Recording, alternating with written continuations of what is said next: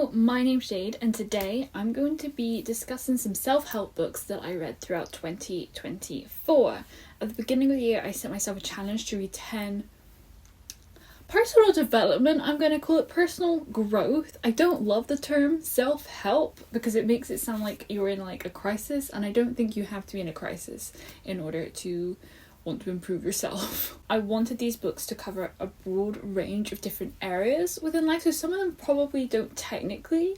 I think most of them do technically fall into the self-help category, but there might be one or two that don't, or there are some that are more kind of vague and less what you think of when you think of your typical self-help book. And today I'm going to go through all of them. I'm going to give a brief synopsis and review for each of them, and then talk about what I learned overall, which ones I'd recommend the most, which ones kind of overlapped. The first one I read was The Power of Now by Eckhart Tolle. So this one we're focusing on mindfulness. It says it's Guide to Spiritual Enlightenment on the front. Eckhart Tolle is a very well-known figure within this space. He does a lot of talks, he's written many books. The way this one is formatted is really interesting because it's laid out as a series of questions that people have asked him over the years, and he's answering these questions. So that makes it really accessible. A wide variety of different topics are discussed. It's not just like him telling you what he thinks you need to know. It's like genuinely these are the things that people like think about and are concerned about. It's a good mix of like practical advice and like spiritual, these loftier ideas that I often find harder to tap into. What does that really mean though? Like these experiences people have. He does talk about that stuff, and he does talk about like a wider system. Like he refers to God, but when he says God, he doesn't necessarily mean like a particular God. He just means like this higher power, and that can be whatever it is for you. Definitely some quotes in here that really stuck with me, and some little pieces of advice that really stayed with me throughout the whole year. Because it's laid out as a series of questions, it is slightly repetitive, but I think it's for effect. And this is something I noticed with a couple others where they were kind of repetitive, but it didn't bother me because it felt like they were just honing in that this all connects back to this same point, which is really nice because it makes it easier. If everything is connected to this one fundamental truth, then all you need to really know is that one fundamental truth, and that's what's going to stick with you leaving the book. Very concise, it's very short. It is slightly on the drier side. Like I couldn't say it's the most entertaining of the books I read this year. Part of it is like hard to swallow, but then part of it is like it all makes sense. It's all just like the truth. Like it's not really debatable. And a lot of it's stuff I think that we know deep down, and it's just about making you like actually think about it and bringing this stuff to the forefront of your mind, prioritizing this. Some of the quotes that really stuck with me: realize deeply that the present moment is all you ever have. Make the now the priority focus of your life. He talks a lot about like you literally only have right now. Anything after this exact moment is who knows what's going to happen. Another one that really stayed with me is you have 3 options: remove yourself from the situation, change it, or accept it totally. Like if you're in a situation that you don't like, that's all you can do. Yeah, I really liked this one. I listened to the audiobook. It was narrated by the author, which I would recommend. I think it was a solid audiobook. I gave this one 8 out of 10. Next one I finished was Friendaholic, Confessions of a Friendship Addict by Elizabeth Day. It's kind of half memoir, half like essays and looking into the idea of friendship. Elizabeth looks at all of the friendships she's had over the course of her life, and then she pulls in like outside research and statistics and interviews with other people, and she formats it in a really nice way. So she looks at it across like different types of friendships. So we have like ghosting, contracts, making friends, fertility, frenemies, like different areas within friendship. Really nice way to look at it. It was really well structured and easy to understand. Very easy to read in general. The fact that it was part memoir made it more accessible, I think, and it gave it this like element of entertainment as well. All of these like insights and outside research were really interesting. I do think my perspective on friendship and hers were slightly different, so I didn't like connect to it 100%, but it was definitely thought-provoking and eye-opening to me, and it did make me, if nothing else, it raised the questions of like how do we value our friendships? How do you specifically value friendship in your life? What is it that you want out of a friendship? It makes you think these things that otherwise I don't think we prioritize in the way that we should. Like she talks about the fact that we don't prioritize friendships, and yet they're so important. How self-help is it? I don't really know. So how much did I learn? I don't really know. But it posed the questions. It was an entertaining read. I'm still really glad that I read it. I think it definitely belonged on this list. Let's see what quotes I can pull out for this one. Friendship falls by the wayside. It does not necessarily mean it has failed or it's not in some way good. It simply means it no longer fits, or it means that you have both been taught what you need to know and you can move on with love. Or that friendship wasn't one that was important enough for either you to make the effort to preserve it. The end of a friendship does not automatically mean you are a bad friend. I gave Friendaholic an 8.5. I really enjoyed it.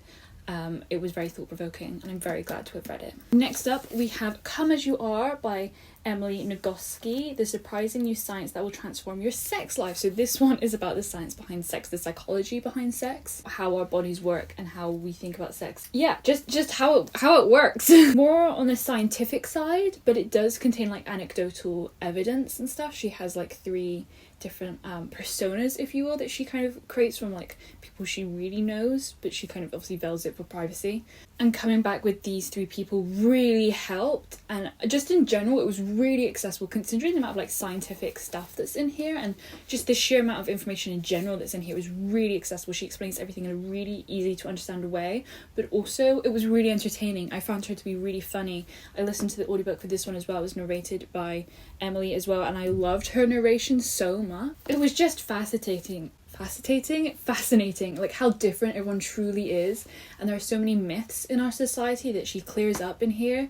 And it's like, to just think if I'd gone on living the rest of my life believing those myths. Like I basically underlined the entire book. It's funny because this is the book with the least tabs. I just have this one here, but this is the book that I underlined the most by far. It was also interesting, and it's one of those things that even if the stuff in here doesn't apply to you personally, you can't relate to it, you don't like recognize yourself in here, but it's just still good information to know. I truly think everyone should read this. Like, why are we not taught this stuff? It did also kind of inspire me to go a little bit down like a sex positivity rabbit hole, open my eyes to new ideas, and I don't know, the psychology behind sex and this kind of area is definitely something I'd want to read more on. It's just still good information to have, and I can easily see myself rereading this someday. Treat cultural messages about sex and your body like a salad bar. Take only the things that appeal to you and ignore the rest. I cannot recommend this enough, nor the audiobook enough. I gave it a 9 out of 10, but for what it is, it's a 10 out of 10. I really enjoyed this and I learned so much, and I cannot recommend it enough. And then next we have We Need to Talk, How to Make Conversations That Matter by Celeste Headley. So this one is all about how to have better conversations. Basically, Celeste is a journalist, and so she's had many an important conversation and many different types of conversations throughout her life, and these are the kind of tips and tricks that she's learned along the way. So this one is definitely more like the practical side of things, like it gives a lot of practical advice. I think actually that's how it's structured. Can't outsmart a bad conversation, set the stage. Some conversations are harder than others. Get off the soapbox, keep it short, no repeats. It's very practical, and she does draw from experiences and examples from her own life, which again really helps. There are also just some like random interesting facts and studies that aren't even necessarily about conversation or communication, but they do add to her point, and they were really interesting, so I'm glad they were in here. It was a very easy read. I listened to the audiobook for this one. It was again narrated by the author. It was a very easy listen. I did kind of feel like I knew some of the things in here already. It did feel like a very kind of basic level of like starting with communication, like and not even communication, it's literally a conversation. I think I went into it looking for something that was more communication based and more about having confidence to say the things you want to say and the kind of the politics behind a conversation, whereas this is it's a step before that. It's like literally just how to have a successful conversation, which is still important. It's still good to know. I'm still glad to have read it. That is an area I think I would want to read more in the future, now that I have this like base level of knowledge. It was a little bit on the drier side again. This one is another one that I did feel to be a little bit on the drier side. And I don't have that many thoughts or opinions on it overall, to be honest. Of all of them, this is one that I've kind of, I think about the least. A quote that really like stuck with me though is, listening to someone doesn't mean agreeing with them. I do feel like I was quite harsh about this one. I think I just went in with like the wrong expectations. There are some good little tips and tricks in here that I don't know how well I've implemented them thus far, but I am definitely going to make an effort to in the future. I gave this one a 7 out of 10. We have Buy Yourself, The Fucking Lilies and Other Rituals to Fix Your Life from Someone Who's Been There by Tara Schuster. So this is kind of, when you think of like your traditional self-help book, this maybe is one of the kind of the ones that this probably falls into that category of what you would expect a little bit more. I listened to the audiobook for this one as well. It was narrated by the author again, and this was another really enjoyable audiobook experience. Friendaholic, Come As You Are, and Buy Yourself the Fucking Lilies, I think might be my favourite audiobooks of all of them that I read. So this one, kind of similar to Friendaholic, is a little bit more memoir style. She goes... When Tara was in her mid-20s, she realised that her life just wasn't what it wanted to be. It felt like on the outside she looked really successful and like she should have had everything together, but on the inside she really didn't feel that way. And so she decided to like change it, and she went through every area of her life and slowly but surely just made little areas of improvement until she kind of became a completely new person, essentially. And I really love that we go into like every area of life. I tabbed a lot in here. It's very practical, this one. It's very entertaining and it's very funny because we have that memoir style and because it's so strongly in her voice. But she also does have like loads of exercises, and I did this and this, so I recommend you get a piece of paper, do this and this. She has a lot of journal prompts which I've yet to do, but I really want to go back and do them. It's probably one of the most entertaining of all of them that I read. Is one that's just like a genuinely enjoyable read. It is slightly on the cheesier side. It does have that self-help cheesy motivational kick to it. It did feel more attainable though. Like a lot of this stuff is stuff that we all know deep down, and it's stuff that we hear being told to us again and again, but it was said in a way that made me feel like I could do it and like it would really benefit me. Again, this is one that I can easily see myself rereading someday, at least bits of. My unbridled optimistic view that I can and will enjoy my life, even when it's difficult, is not some cute or naive thought. It is a powerful pragmatic tool to help me not just survive, but to thrive, to fully live my life to the hilt. She does talk about self-love and optimism and how to find joy.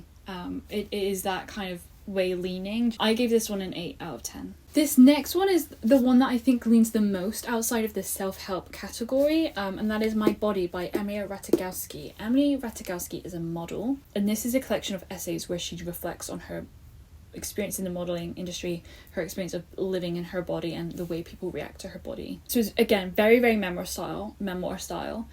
It's a series of essays, so it doesn't really have any of that practical application. It's very much one that I just wanted to read to help me think about my body and the way I treat it and get a different perspective on it. I do think it's one of the ones that I could connect to the least. We just, again, have very different experiences of being in our body, but it was still interesting, and I do think it still opened my mind, so I'm still glad to have read it. I do think it's the one that belongs on this list the least. If I was gonna like say that this one doesn't belong, I would say it was this one, but I'm glad to have read it, so I don't really mind. The writing was really nice. Every now and then it felt ever so slightly stilted, but that's the only critique I can have. Other than that, it was really, really well written. It was really visceral and immediate. We were completely in her perspective, and it does kind of explore those thoughts and emotions that women tend to shy away from when we talk about our bodies, and the way she thinks about beauty is really different to the way I've always thought about beauty. So it's a really interesting perspective. I found it interesting on that feminist angle because it is a feminist book, but there are some things that inherently don't feel feminist, and you have to take a step back and think, why do I think that? Which I love books that do that.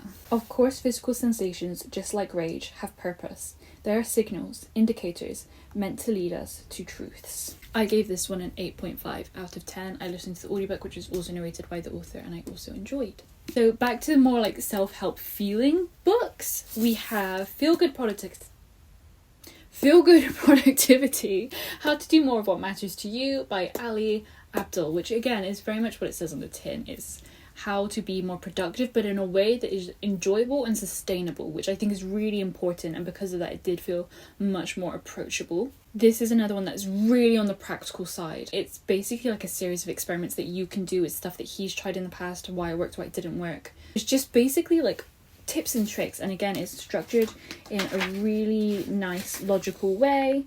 Energize, unblock, sustain, play, power people, seek clarity, find courage, get started, conserve, recharge, and align. And when I actually made more in-depth notes on this one than I did for any other, and that structure really helped. Kind of similar to Buy Yourself the Fucking Lilies is one that there's a series of experiments in here that I want to do. It's almost like play, but I haven't done it yet, so I need to come back and go through them all. This is the first one where I noticed things starting to overlap. There's a lot of research in here that had kind of been mentioned elsewhere in the other books I'd read thus far. I don't know if it was the most entertaining, but it wasn't super dry either. It's kind of a weird one. I listened to the audiobook for this one and I found the audiobook fine. There are a few questions in here that I find myself asking now. What would this look like if it were fun? What would it look like if I were really confident at this? I often find myself, the mantra, begin again, when I find myself getting distracted.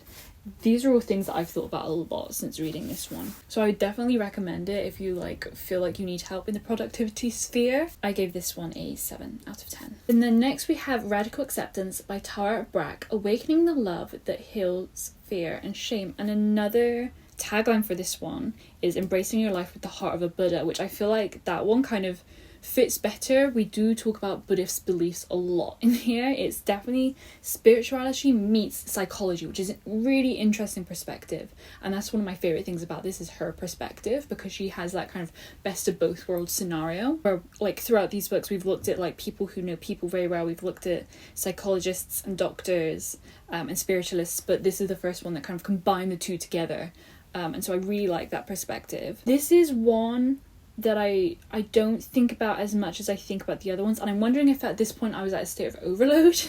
This one also wasn't narrated by the author, it was narrated by someone else, and I don't think that helped. It kind of gave off a very big self-help feeling to it, made it feel less accessible and approachable for me. Again, this is one that combined a lot of stuff that we've already heard elsewhere, but with her own lens on it, so that was really interesting. And again, it's helping stress that information in your mind. The more it's repeated, the more you it sinks in, I suppose. It is again one of the loftier ones where we talk about spirituality, and there were just bits where I was like, but what does that mean? Very much similar to Eckhart Tolle. I heard this one recommended by someone else, so all the other ones up until this point, and I think even after this point, you can kind of see productivity, body, sex, conversations, friendship, mindfulness. They all have a very strong slant to them. I suppose apart from maybe Buy Yourself the Fucking Lilies, which is just general self-help, just generally how to get yourself out of a rut. Whereas this one, that kind of objectivity, that kind of focus feels a little bit looser. I mean, Radical Acceptance, I guess, is the concept, but I'm sitting here right now, genuinely, I'm struggling to tell you what that actually means. This is definitely one that I need to go back and reread bits of. It had a lot of overlap with Feel Good Productivity, weirdly enough, and The Power of Now. And although I feel like I need to go back and reread this one, it's one of the ones that I'm less wanting to, or maybe it just didn't speak to me personally. Maybe I need to give it a few years and then come back to it and see if it applies to my life at that point more than it does now. Maybe that's all it is. I'm not really sure what happened. I just didn't connect with it as much. But I know a lot of people really recommend this book and it really helps them. I didn't actually write out the quotes for this one. I completely forgot. So let's see if I can pull a random one. The way out of our cage begins with accepting absolutely everything about ourselves and our lives by embracing with wakefulness and care our moment-to-moment experience. We are aware of what is happening without our body and mind in any given moment, without trying to control or judge or pull away. It means feeling sorrow and pain without resisting. It means feeling desire or dislike for someone or something without judging ourselves for the feeling or being driven to act on it. It's a pretty good quote. It is helpful. I do think I need to. It's that kind of soup that you know is good for you, but you're resistant. I think it's because I didn't like the audiobook very much. Overall, I gave this one a 7 out of 10. Wolves by Clarissa Pinkola Estes, Myths and Stories of the Wild Woman Archetype. I struggled with this one the most. Of all of these books, I wouldn't say I out and out didn't enjoy any of them. This is the only one where I'm I really struggled with this book. It's really overwritten for me, and so I've just about managed to finish it. I really thought about giving up. If it wasn't for this challenge, I would have given up. This one is very unique. It almost reminds me of Tara Brach a little bit, and then we've got the psychology side as well as a more spiritual, wider world application side. This one we look at psychological mindfulness lessons. It's written by a psychotherapist again, but it's told through old folk stories, and we look at archetypes, specifically the archetype of the wild woman, and how can we find her in these stories, and then how can we apply her to our lives as women. So again, we've got that feminist angle. Loads of people rave about this book. Loads of people say it's so important to read. They've learned so much. It has some good lessons in here. It's difficult to kind of dig them out because they're practical-ish, but you have to apply them to your own life. And I really liked the idea behind this. I liked the premise behind this. I just found the writing so difficult, and I wasn't learning enough. It's that weird one where we're learning a lot about the stories, and then every now and then there's like a little tidbit you can apply to your own life. So if you want those like really practical, straightforward books, this isn't for you. Don't know if it's because it's more recent, so I feel like I have left to say. There is very little right or wrong, good or bad in this world. There is, however, useful and not useful. To know her is an ongoing process, a lifelong process, and that is why this work is an ongoing work, a lifelong work. And then the final book I read as part of this challenge was The Subtle Art of Not Giving a Fuck, a counterintuitive approach to living a good life by Mark Manson, which again is very famous, very well known, very much in that more traditional self-help genre. I also audiobooks this one, and it was also narrated. No, it wasn't narrated by the author, but the author did, the narrator even did a fantastic job narrating it. It was really funny, and the narrator really went there, and it was a really enjoyable experience. This is one of the like harder to swallow ones, in that the advice is counterintuitive is the perfect word. Kind of somewhat similar to Eckhart Tolle. Again, this one, funnily enough, really reminded me of Eckhart Tolle. There's a lot of like universal truths in here that I think we all know deep down, and it's just about bringing this stuff to the forefront of your mind and making you really think about it. It was really insightful, and again, it was one of those that's a genuinely enjoyable experience to read as well. Problems never stop. They merely get exchanged and or upgraded. Happiness comes from solving problems. He has a very blunt approach. He's very much talks about how traditional self-help and stuff makes you think about your self-worth, and someone who says to themselves that they need to be happy isn't actually happy, which leads perfectly into this next part. I want to talk about some of the stuff I learned over. Was this experiment worthwhile? What can I take away? There was so much overlap. Looking back, there were so many pieces of advice that just came up again and again and again, which is really reassuring, because that shows there's just like 5 things that you need to keep doing and keep in mind. Being present, this moment is all you ever has, as Eckhart Tolle says, is something that came up again and again and again in different ways, veiled in different ways, which is one of the things that I enjoyed the most about reading all these books, because none of them say it quite so overtly as Eckhart Tolle said it, but it came up again and again in different ways. Mark Manson, in the end of his books, he talks about morality and how we never know what's going to happen, and this is all made up anyway, so who cares? Tara Brach is constantly saying you need to bring yourself back into this moment, bring yourself back into your body, what is happening right now. It's about the journey and not the destination. That's something else that came up again and again and again. Stop rushing. Very similarly, everything is always changing anyway. Everything's always in flux. Nothing is set forever, whether that be for good or for bad. So the sooner you make peace with that, and the sooner you just let go and go with it, the easier life will become. And then again, this idea of seeking peace rather than overt joy. A lot of them talk about, Tara Brach, Mark Manson certainly, Emily Nagoski, Tara Schuster, they talk about just being okay, and then happiness will follow there. Like, if you're seeking joy so overtly, if you're forcing it, it doesn't work that way. It's not something you can force. You just need to get to a point where you're okay, where you're present, you're doing the things that you feel like you need to do to strive, you're doing the stuff that is important to you in a way that works for you. Again, coming back to Ali Abdaal. So there were definitely some universal truths that showed up again and again and again, and so because of that, I do think this experiment worked. I was so pleasantly surprised by that overlap, and I was thinking about doing this again next year, and it felt like a lot of work, but at the same time I do feel like I learned so much reading all of these books, and I feel like together they've brought such a big cohesive picture for me. Do I do all of the stuff that all of these books say? No. But it's a process, right? It's an ongoing process. And then a lot of these authors have other books. In fact, almost all of them. So the ones that I'm really excited to go through and read other works from them are Elizabeth Day. She has a book called How to Fail, which I've actually already read, not because I was so excited to get to it, but because I was going to an event that she was at, so I wanted to read it before that. But I was really excited to get to that one. Emily Nagoski has a book about ending the stress cycle, which she does talk about in Come Ashore. She touches on it, but honestly I enjoyed that book so much I'd read anything else she wrote anyway. I know that Tara Schuster has other books. She's recently had a second book. I'd really consider reading that one as well. I know Mark Manson has other books. I'd consider reading them. To be honest, I'd probably consider reading any of the books any of these authors wrote, because I did learn from all of them. Maybe Celeste Headley's the only one that I would like err on the side of caution. It depends what it would be about. The ones that I'm most excited for are Emily Nagoski and Elizabeth Day and Tara Schuster. Roll, which were the books that I would recommend the most? Which were the ones that I think I learned the most from? Which are the books I think everyone should read? I feel like you might have a good guess. I'm going to start with 2 honourable mentions. They didn't belong on my top 3, but I do think they're really valuable, and I think for some people they might belong on their top 3 depending on your values and your priorities. Honourable mention number 2 is Buy Yourself the Fucking Lilies by Tara Schuster. It was really enjoyable, it was really entertaining, and I love the way it spans all aspects of your life and it makes it feel so approachable. There are just so many like little pearls of wisdom in here that I'm really excited to go through and reread and take away with me. And the other honourable mention is Feel Good Productivity by Ali Abdaal. It is so great the way it makes this stuff sustainable. It's so practical. There's a lot to learn from this one. And then the top 3, I'm going to say in no particular order because I don't know what order they would be in. But we have The Subtle Art of Not Giving a Fuck by Mark Manson. The way this just frames it is so different. It was so refreshing and it just made a lot of sense. It was really concise. It was really easy to read. I think it's a good bouncing point to read like more like harder to swallow ideas. And then, as I said, what felt very similar to me is The Power of Now by Eckhart Tolle. Just mindfulness and being present is something that people come back to again and again, and I think this is a really good base level of like, how does one go about doing that? Why is it so important? Mindfulness is definitely something I want to read about more. It is on the drier side, so I'm a little bit more hesitant. Like, I can't say this was the most entertaining, but I definitely see myself rereading this again in the future. And then lastly, can you guess it? It's Come As You Are by Emily Nagoski. Just everyone needs to read this. I just feel very strongly about that.